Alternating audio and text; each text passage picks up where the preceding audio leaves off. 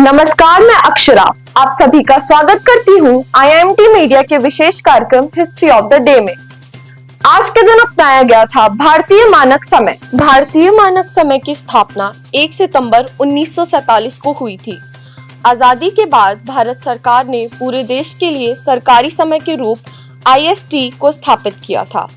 हालांकि कोलकाता और मुंबई ने 1955 तक अपने स्थानीय समय को बनाए रखा। देश में 82.5 डिग्री पूर्वी देशांतर, जो इलाहाबाद के निकट नैनी से गुजरता है, के समय को मानक समय माना गया है।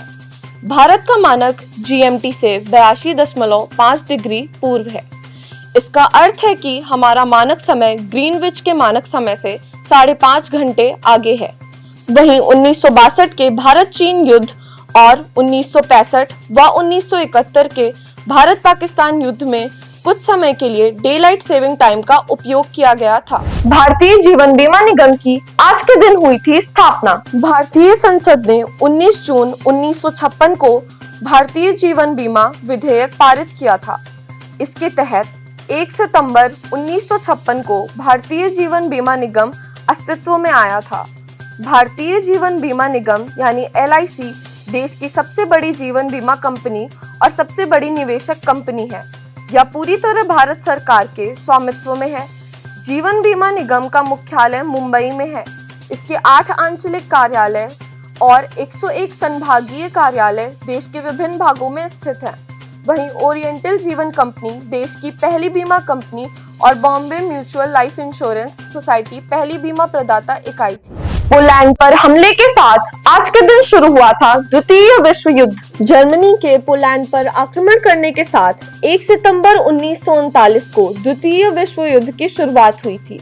1933 में एडोल्फ हिटलर जर्मनी के शासक बने। उनके मन में था कि प्रथम विश्व युद्ध के बाद जर्मनी के साथ ज्यादती हुई है। इसी के बदले के लिए जर्मनी ने पोलैंड पर हमला किया था। वहीं हमले को रोकने के लिए फ्रांस और ब्रिटेन ने जर्मनी को चेतावनी दी थी, लेकिन जर्मनी ने हमला जारी रखा और साइलीशिया पर कब्जा कर लिया। इस पर फ्रांस और ब्रिटेन ने 3 सितंबर को जर्मनी के खिलाफ युद्ध की घोषणा कर दी। बाद में पोलैंड पर सोवियत संघ ने भी हमला कर दिया था। महाश्वेता देवी को आज के दिन मिला था रेमन मैग्सेसे पुरस्कार। लेखिका महाश्वेता देवी को 1 सितंबर 1997 को रेमन मैग्सेसे पुरस्कार से सम्मानित किया गया था।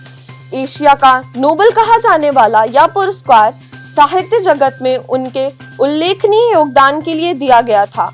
उन्हें भारतीय साहित्य में छायावाद की महान लेखिका के तौर पर याद किया जाता है।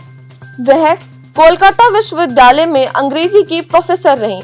उन्होंने 1984 में नौकरी छोड़ दी और लेखन करने का निर्णय लिया। 1956 में प्रकाशित झांसी की रानी उनकी पहली रचना है। महाश्वेता देवी की महत्वपूर्ण रचनाओं में अग्निगर्भ, जंगल के दावेदार, 1084 की मां आदि शामिल है। आज के लिए बस इतना ही। कल फिर भेंट होगी इतिहास में दर्ज कुछ और महत्वपूर्ण घटनाओं के साथ।